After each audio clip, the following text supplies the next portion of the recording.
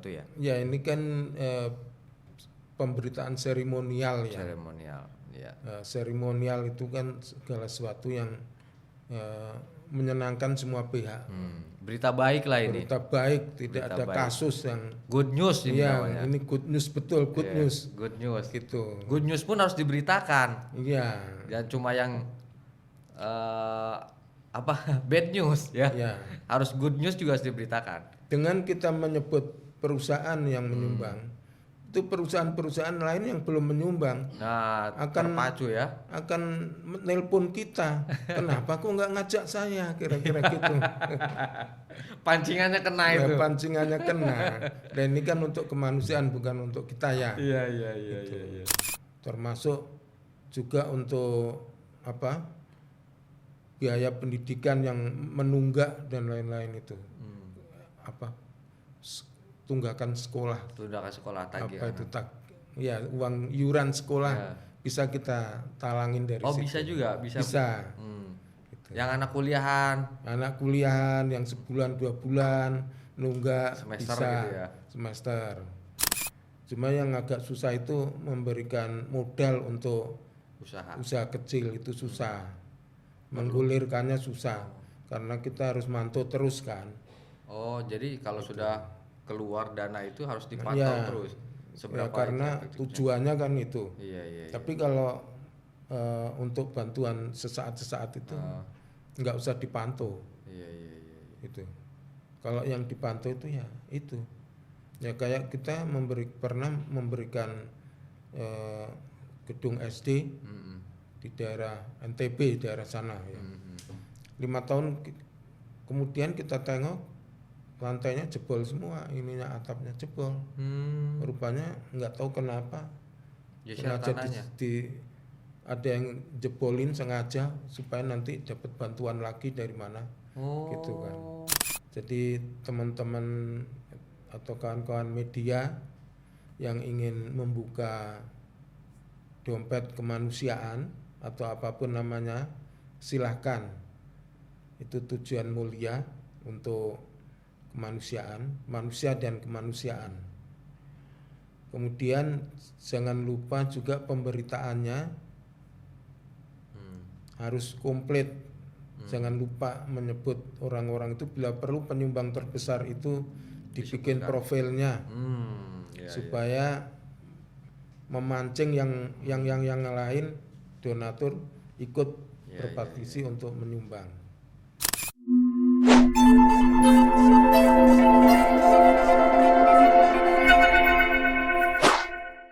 Assalamualaikum warahmatullahi wabarakatuh. Selamat pagi, selamat menjelang siang. Hari ini podcast LPD Circle, Lembaga Pers Dr. Sutomo, Pusat Pendidikan dan Pelatihan Jurnalisme Profesional kembali mengudara. Kebetulan pada hari ini saya kedatangan sahabat senior Pak Nasir. Beliau pernah di Kompas sebagai wartawan senior, sekarang aktif di Lembaga Pers Dr. Sutomo sebagai staf pengajar. Kemudian juga ini banyak sekali, saya harus bacakan CV-nya sebelum kita hari ini kebetulan kita akan membahas tentang filantropi media massa dan cara memberitakannya. Jadi media massa juga ada jurnalisme filantropi, bagaimana memberitakan para dermawan atau perusahaan media yang membuka dompet kemanusiaan. Nah, ini saya kira menarik, sebuah insight baru di dunia jurnalisme. Sebelum ke sana saya akan bacakan dulu CV-nya Pak Nasir. Beliau adalah wartawan harian Kompas tahun 1989 hingga 2018. Kemudian saat ini sebagai anggota Komisi Pendidikan Dewan Pers. Komisi Pendidikan. Pokja, Komisi Pendidikan. Pokja, Komisi Pendidikan Dewan Pers. Kemudian beliau juga pengurus Yayasan Multimedia Adinegoro atau yayasan membawahi LPDS. Beliau juga Sekretaris Jenderal Serikat Media Cyber Indonesia 2019 hingga 2024. Kemudian juga Direktur Kesejahteraan dan Pengabdian Masyarakat Persatuan Wartawan Indonesia PWI Pusat pada 2018 sampai 2023. Ini sudah selesai periodenya, Ya, Pak? selesai. Kemudian juga pernah menjadi Ketua PWI Peduli Pusat 2018-2023 sudah selesai. Nah, ini yang menarik, beliau pernah menjadi Direktur Dana Kemanusiaan Kompas 2009 hingga Februari 2017. Rentang waktu yang cukup lama untuk menangani dana kemanusiaan yang digalang oleh penerbit harian Kompas. Nah, hingga sekarang kegiatan beliau di antara yang kegiatan-kegiatan tadi itu, beliau adalah relawan kemanusiaan. Sangat banyak sekali mungkin yang sudah diikuti oleh Pak Nasir dalam jurnalisme filantropi, terutama menyangkut menjadi relawan kemanusiaan. Nah, dalam episode kali ini kita akan berbincang tentang apa sih sebenarnya filantropi media massa dan bagaimana cara memberitakannya, bahkan mungkin sampai bagaimana pertanggungjawabannya kepada publik. Nah, ini karena basicnya adalah dari jurnalis, nah ternyata ada juga jurnalisme filantropi. Nah, ini saya mungkin ingin mendengar lebih dulu bagaimana jurnalisme filantropi ini ada di Indonesia. Saya kira Pak Nasir, mangga Pak, silakan. Ya, terima kasih Pak Jet. Kami manggilnya Pak Jet. Ya. Walaupun tiap hari ketemu ya ini. Kali ini kita menyampaikan sharing ya sesuatu ya. Kebetulan yang kita mau sampaikan ini filantropi media massa dan cara memberitakannya. Selama ini media kita memang bagian dari kita manusia. Kalau ada sesuatu bencana, hati kita memang tergerak untuk melakukan bantuan kemanusiaan, baik itu berupa pemberitaan maupun secara fisik tanggap darurat maupun bantuan yang dibutuhkan gitu. Biasanya media kita langsung membuka dompet ya. Harapannya masyarakat bisa membantu lewat tulisan-tulisan yang di pemberitaan tentang bencana itu, musibah ya. Kemudian dana-dana itu akan disalurkan. Nah, kegiatan penggalangan dana dan penyaluran dana untuk kemanusiaan dan sosial ini secara lazim disebut filantropi. Gitu. Jadi filantropi itu kegiatan kemanusiaan yang dilalui dengan penggalangan dana. Ya, ini harus dibedakan dengan CSR. CSR itu dana yang harus dikeluarkan oleh perusahaan karena lingkungan terdampak oleh perusahaan itu, sosial maupun ekonominya terganggu. Jadi perusahaan wajib mengeluarkan dana social responsibility-nya. Nah, itu CSR itu ada undang-undangnya. Nah, kalau yang filantropi ini menggerakkan hati nurani kita sebagai manusia ya. Media-media belakangan ini ya sudah lama sih ya membuka dompet ya. Banyak nama yang diberikan. Kalau misalnya di Kompas itu ada dana kemanusiaan Kompas. Nah, kalau di Indonesia itu ada peduli amal ya. Peduli kasih ya itu. Dan yang lain-lain banyak sekali ya.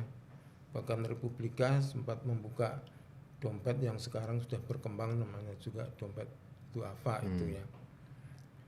Kemudian itu bentuknya kalau rekan-rekan media mau membuatnya ya, karena ini juga tuntutan keinginan hati nurani kita ya sebagai manusia, itu terlebih dahulu kita membuat yayasan ya, bentuknya itu bisa yayasan.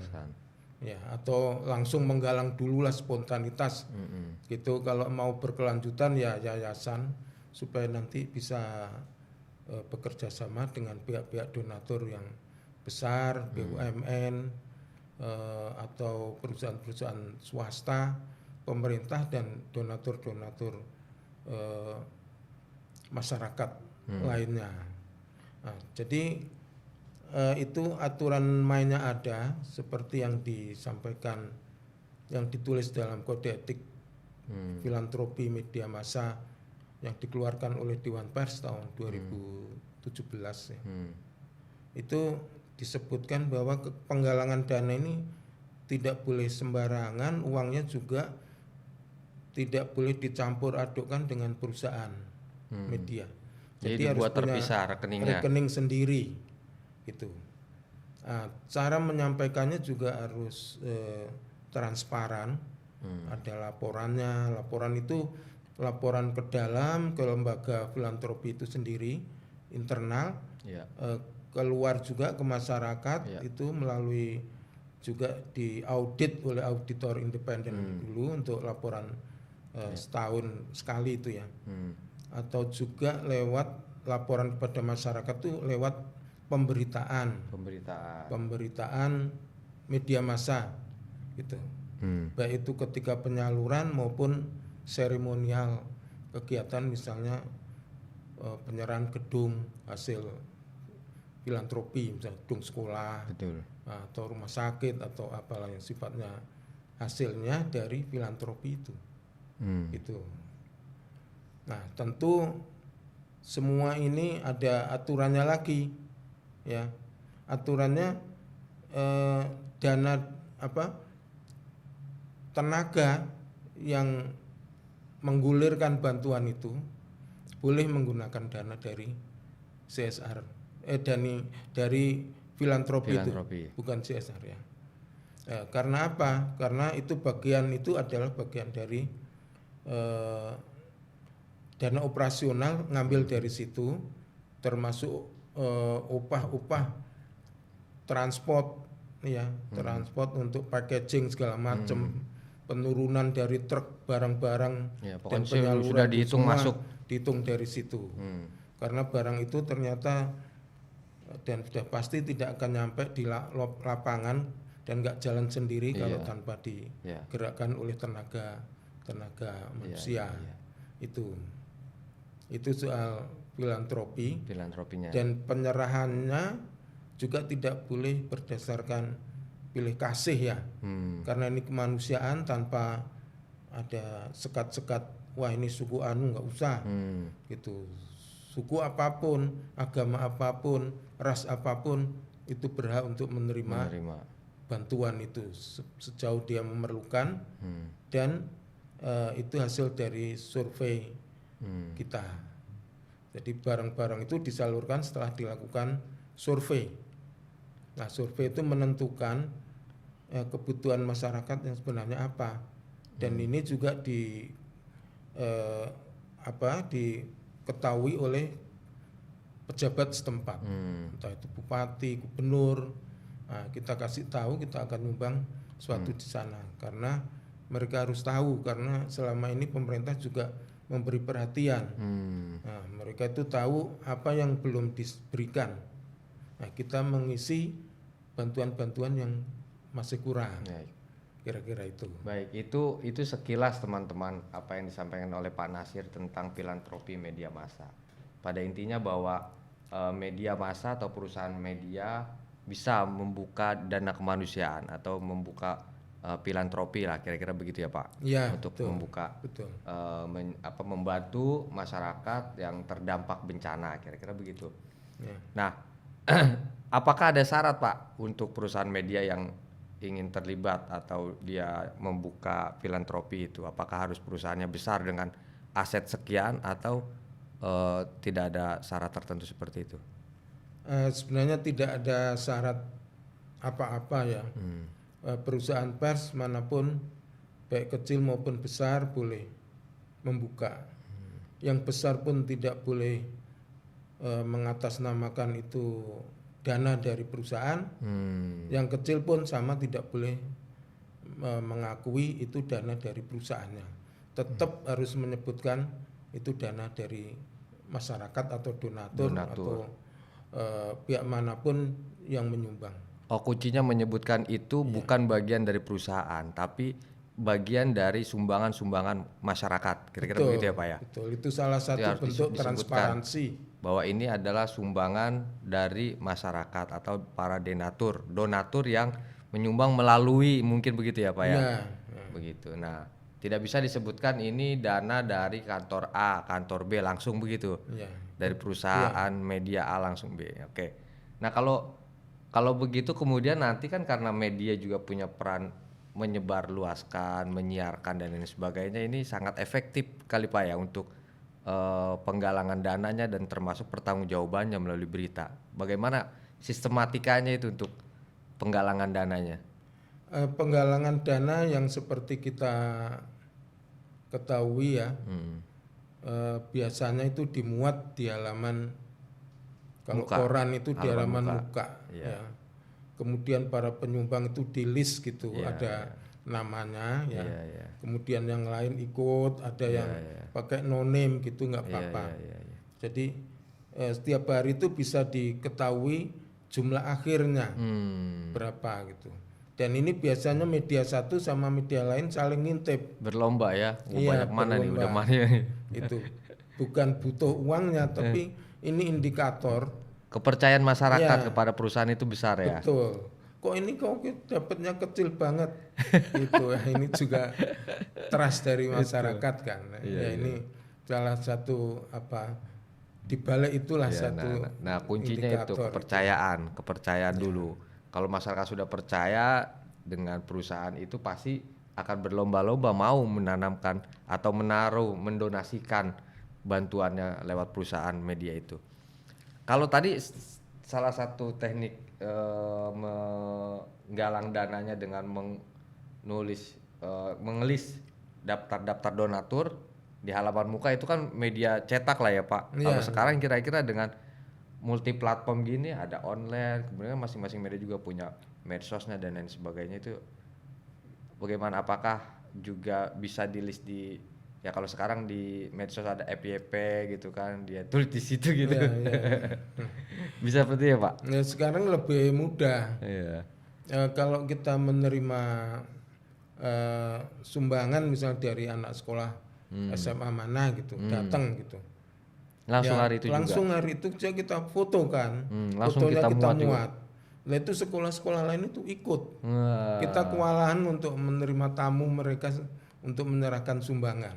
Oh, Karena mereka saling itu dipasang di dinding mereka gitu. Iya. Sama guru-gurunya gitu. Iya. Itu juga bagian dari pendidikan peduli kemanusiaan Iya. gitu. Jadi trik yang kita pakai untuk menggalang dana itu juga kita menerima sumbangan langsung mereka, langsung kita beritakan orangnya ada dari PT apa gitu misalnya kan, kita sebutkan.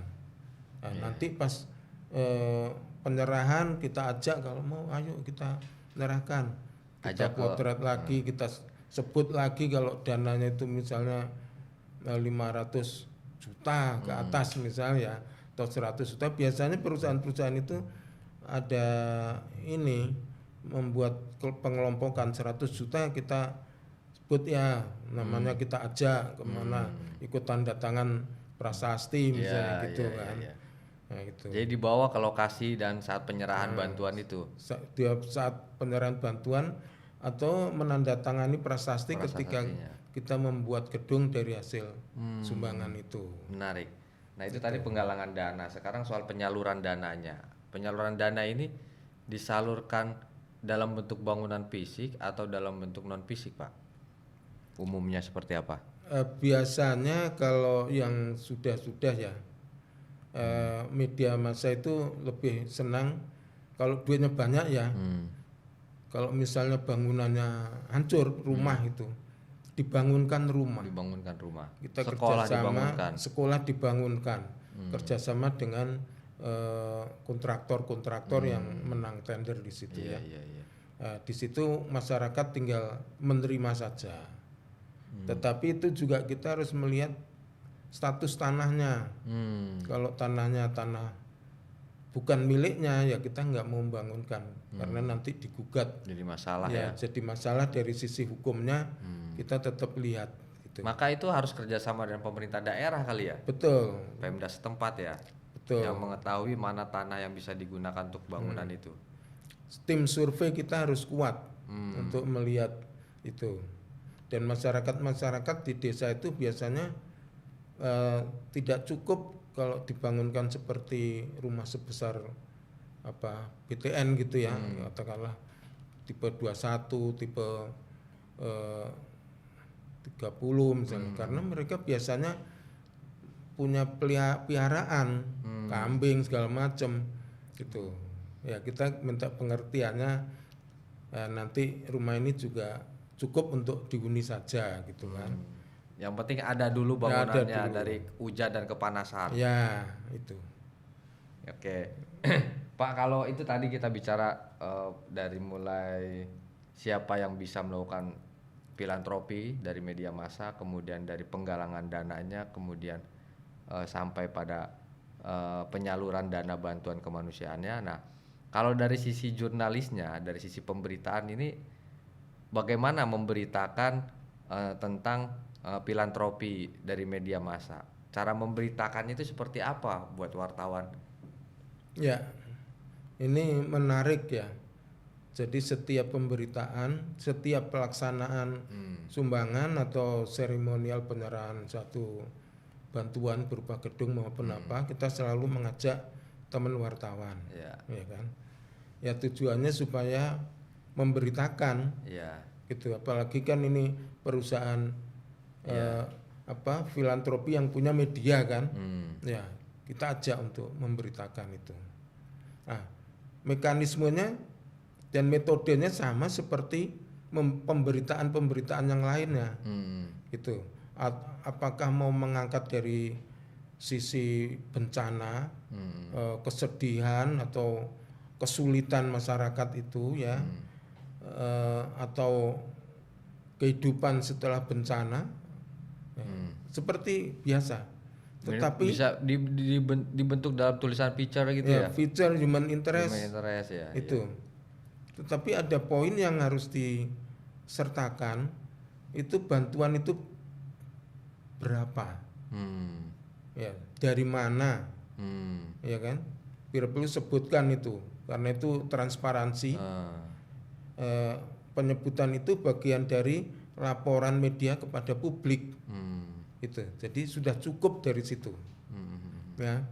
Terus disebutkan PT-nya, misalnya perusahaan apa yang menyumbang, nah, supaya penyumbangnya juga clear. Betul. Ini loh CSR-mu kita sumbangkan untuk kegiatan kemanusiaan ini, gitu. Jadi bukan hal yang tabu kalau menyebutkan nama merek lah, kira-kira begitu. Kadang-kadang kan teman-teman wartawan ini mau menyebut merek ini merek, menyebut merek apa ada hubungan iklan apa dan sebagainya. Kadang-kadang kan begitu, Pak. Jadi dalam pemberitaan filantropi ini tidak ada masalah dengan menyebut nama merek perusahaan tertentu ya. Ya ini kan pemberitaan seremonial ya. Seremonial, ya. Seremonial itu kan segala sesuatu yang menyenangkan semua pihak. Berita baik lah ini. Berita baik, tidak ada kasus yang good news ini namanya. Ini good news, betul, good news. Good news. Gitu. Good news pun harus diberitakan. Iya. Jangan cuma yang bad news ya. Harus good news juga harus diberitakan. Dengan kita menyebut perusahaan yang menyumbang, itu perusahaan-perusahaan lain yang belum menyumbang akan terpacu ya, akan nelpon kita, kenapa kok nggak ngajak saya, kira-kira gitu. Pancingannya kena itu. Pancingannya kena. Dan ini kan untuk kemanusiaan, bukan untuk kita ya. Iya. Oke. Kalau dari sisi apa nih yang pernah Pak Nasir lakukan langsung ke lapangan, para korban tuh tentu sangat bahagia sekali. Bayangan saya tuh mereka di tengah kesulitan ada bantuan yang begitu besar, atau malah ada yang tidak suka atau apa gitu, kira-kira ada pengalaman apa di tengah-tengah menyerahkan bantuan gitu? Ya seperti yang sudah kita alami ya, banyak tanggapan dari masyarakat. seperti bencana Padang, longsor, Gunung Galunggung dan lain-lain ya, tempat-tempat lain. Itu masyarakat menyambut baik ya, bahkan ketika mobil truk membawa barang itu terperosok itu mereka ikut mendorong. Ikut dorong, bantu ya. Iya, ikut mendorong dan sampai tujuan, sampai tengah malam mereka ini. Biasanya kita kirim ke posko-posko yang sudah kita koordinasikan untuk disampaikan kepada masyarakat, gitu supaya penyalurannya lebih tertib dan merata. Kami enggak dari rumah ke rumah gitu enggak, tapi di posko titik yang sudah disepakati oleh masyarakat situ. Nah itu kalau di bentuk rumah bangunan ya sama, kita bangun dulu, masyarakat nanti tinggal ngisi gitu. Itu tadi sudah sampai pada penyaluran bantuan ya, ke para korban bencana. Nah itu kan nanti akan ada pertanggungjawaban itu Pak, pertanggungjawaban ke publik. ya. Itu kan apa cukup hanya di media massa kita buat beritanya bahwa dana-dana yang sudah kita galang ini kita salurkan ke AAPD dan lain sebagainya. Apa perlu juga ada auditor publik juga, auditor independen yang mengaudit penggalangan dana itu? Seperti apa? Untuk filantropi media massa cukup lewat pemberitaan. Pemberitaan yang seperti yang saya sebutkan tadi secara detail kan, siapa yang menyumbang apa saja gitu ya. Tetapi ada juga perusahaan-perusahaan yang punya CSR yang nyumbang itu minta laporan khusus, laporan tertulis ya. Untuk ini walaupun pihak mereka ikut gitu, tapi dia minta laporan tertulis untuk pertanggungjawaban mereka. Jadi kita siapkan juga. Jadi dua itu. Laporannya, ada dua yang laporannya tertulis ke donatur, ada yang langsung disampaikan ke publik. Betul. Itu dana-dana itu kan saking banyaknya yang biasanya itu. Ya kemudian juga bisa untuk membantu kesehatan masyarakat, untuk operasi katarak, gitu. Ya. Nah, termasuk juga untuk biaya pendidikan yang menunggak dan lain-lain itu. Tunggakan sekolah. Tagihan. Itu ya uang iuran sekolah bisa kita talangin dari situ. Bisa juga, bisa. Gitu. Yang anak kuliahan yang sebulan 2 bulan nunggak semester bisa gitu ya. Semester. Tapi kita langsung berikan kepada sekolahnya. Langsung ke sekolah. Supaya tidak disalahgunakan untuk siswanya ya, oleh siswanya. Pulsa misalnya gitu. Yang gitu-gitulah. Kalau dana filantropi itu dihabiskan sekaligus untuk satu kegiatan atau ada dana cadangan untuk kegiatan lain misalnya? Biasanya gimana Pak? Biasanya itu tidak habis ya. Karena yang nyumbang itu kan di lapangan itu banyak sekali dari berbagai elemen masyarakat ya. Kita itu juga mengisi kekurangan yang dibutuhkan masyarakat. Biasanya masih tersisa, lah itu menjadi kas. Kalau ada sesuatu yang mendadak peristiwa, kita sumbangkan lagi untuk kemanusiaan lagi. Gitu. Tetapi kita umumkan dana ini sisa dari dana kemarin itu. Kemarin itu kita bawa sekarang ke daerah lain gitu. Lewat pemberitaannya itu. Iya. Jadi transparan lah. Iya. Gitu. Pak, tadi di awal ada beda antara dana filantropi media massa dengan CSR, bahwa filantropi media massa ini adalah penggalangan dana dari perusahaan media gitu untuk para korban bencana. Itu kan beda ya, bukan CSR. Nah, di dalam perjalanan kan ketika menggalang dana tadi Bapak sebutkan ada perusahaan yang minta laporan terpisah sebagai laporan bagian, mungkin mereka menyerahkan bantuan donasinya ke media massa tersebut sebagai dianggap sebagai bagian CSR perusahaan itu. Apa itu seperti itu boleh juga Pak? Ya, jadi banyak perusahaan-perusahaan yang punya CSR ini kebingungan juga menyalurkan CSR-nya. Iya. Itu. Jadi dengan adanya filantropi media massa atau filantropi yang lain ya misalnya, itu merasa terbantu. Karena mereka tidak pusing-pusing lagi. Iya, nggak pusing-pusing lagi. Dari awal kemana ini disalurkan CSR-nya. Betul. Makanya mencari dan filantropi yang dia percaya.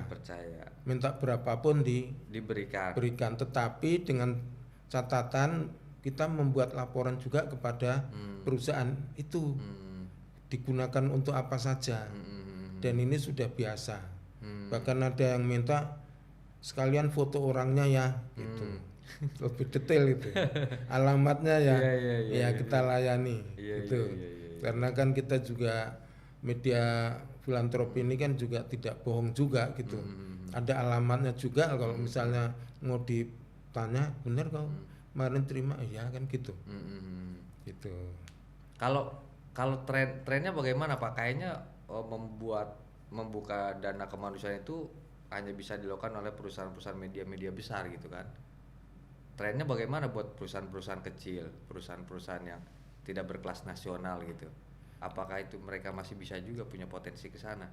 Ya itu kalau media besar kan pembacanya itu besar gitu. Paling enggak tulisan bencana itu sudah menyentuh hati nurani pembacanya dulu. Berat gitu secara keseluruhan sudah menyentuh. Begitu dibuka dompet gitu langsung kirim transfer uang. Ya, itu jumlah pembacanya besar aja sudah dapat banyak. Maka itu sebenarnya bantuan pembaca dan masyarakat. Yang ngirim bantuan itu juga bukan hanya pembaca, masyarakat yang tahu juga ikut menyumbang gitu. Makanya tidak bisa dibilang pembaca semua. Pembaca masyarakat lain juga ya. Dan masyarakat lain. Dan pembaca ini jumlahnya banyak. Kalau media kecil mungkin dia tahu pembacanya hanya sedikit ya. Nanti takut hanya sedikit kira-kira gitu. Menarik ini kalau kita bandingkan dengan filantropi non media massa. Kan sekarang banyak sekali nih Pak lembaga-lembaga sosial yang mengumpulkan dana-dana kemanusiaan di luar filantropi media massanya. Mungkin juga di luar lembaga negara, lembaga daerah. Kan ada Basnas, ada Basda, itu kan sebenarnya filantropi juga, tapi kan plat merah lah itu dalam tanda petik. Kan ada juga lembaga-lembaga kemanusiaan di luar pemerintah, gitu kan, di luar pemerintah. Tapi belakangan kan kita juga tahu tuh di kemarin-kemarin ada satu masalah juga di salah satu penggalangan kemanusiaan yang ternyata ada masalah lah itu. Nah ini kira-kira dengan seperti ini, maksud saya, apakah ada masa depan bagi filantropi media massa? Ya filantropi media massa ini kan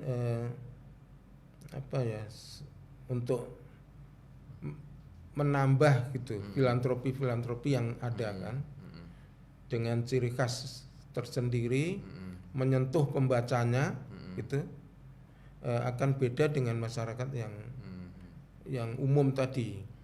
Itu tentu saja di media massa juga ini karena independensinya kita juga ikut menjaga filantropi yang independen. Misalnya kita sebisa mungkin jangan menerima sumbangan dari partai misalnya gitu. Kan? Ketika kita menggelar menyalurkan bantuan, kita juga harus mengawasi umbul-umbul itu. Karena banyak bendera partai tiba-tiba berdiri di situ. Dadakan gitu ya. Ada itu sering kejadian. Sering. Nah, itu harus kita bersihkan. Gitu. Kalau enggak ya seakan-akan dia ikut nyumbang padahal dia enggak nyumbang. Nah, yang boleh mendirikan bendera atau yang umbul-umbul itu hanya perusahaan yang menyumbang lewat CSR-nya. Gitu. Makanya ramai kan itu di itu. Nah, dan tujuannya karena ini tujuan kemanusiaan juga harus mulia ya, nggak boleh untuk tujuan yang jelek, yang jahat. Ya harus yang baik-baik saja untuk kegiatan kemanusiaan. Gitu.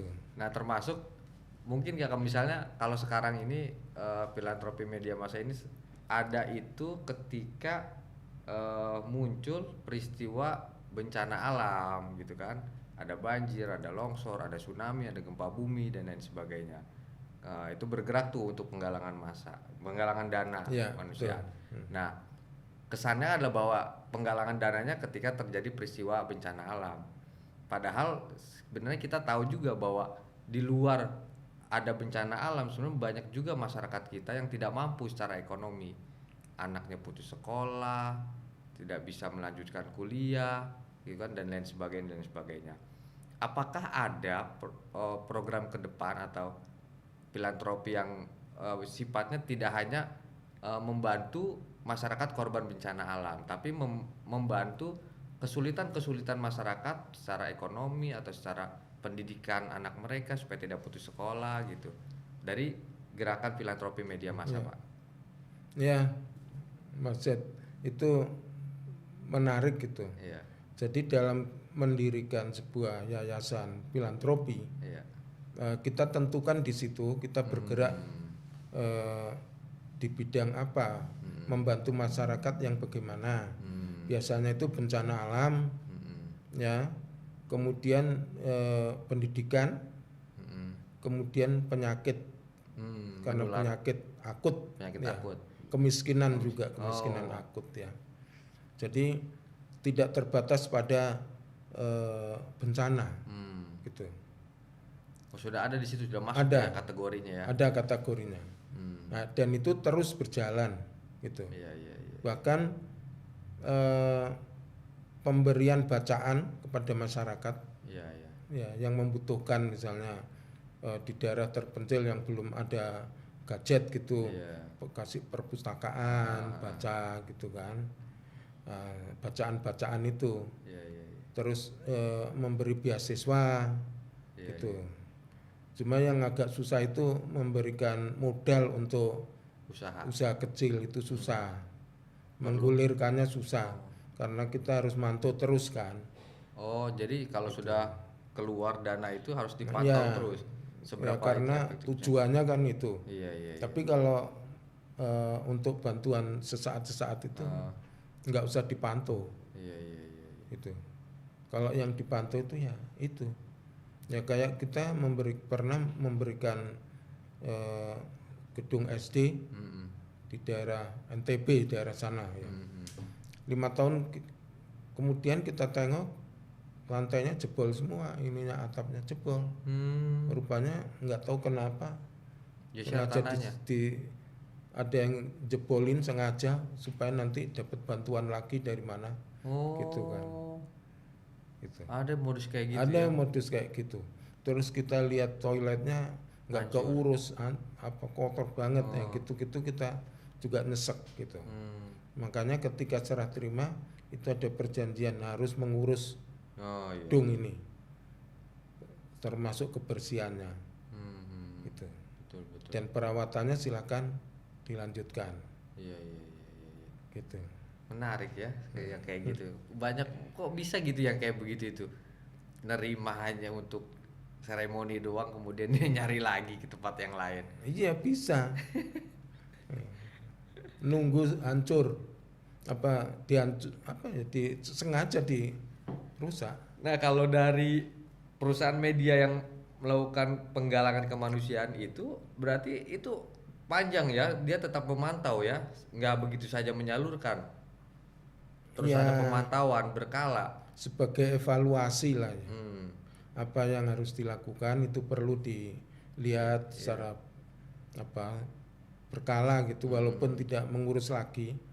Itu untuk perbaikan sistem kedepannya ketika menyalurkan harus bagaimana gitu. Iya. Pasti ada evaluasi di situ ya. Iya, evaluasi itu, atau perjanjiannya diperketat. Iya. Gitu kan, supaya tidak diabaikan, karena itu kan sumbangan masyarakat harus tetap ini. Gitu. Oke, Pak Nasir, saya kira cukup. Mungkin Pak Nasir ada closing statement terkait filantropi media massa, silakan. Ya, terima kasih Mas Zed.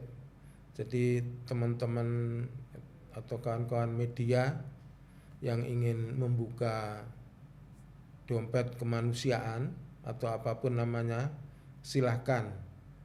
Itu tujuan mulia untuk kemanusiaan, manusia dan kemanusiaan. Kemudian jangan lupa juga pemberitaannya harus komplit. Jangan lupa menyebut orang-orang itu, bila perlu penyumbang terbesar itu dibikin profilnya supaya memancing yang lain donatur ikut berpartisi untuk menyumbang.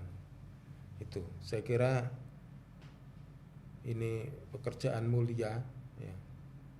Itu aja Pak Zed. Oke. Terima Baik kasih. Pak Nasir. Terima kasih atas Kawan-kawan. kesempatan waktunya Pak Nasir dan teman-teman. Demikian bincang-bincang kami tentang filantropi media massa dan cara memberitakannya. Semoga bermanfaat dan dapat diaplikasikan di tempat kerja teman-teman semua. Assalamualaikum warahmatullahi wabarakatuh. Sampai jumpa episode yang akan datang. Terima kasih.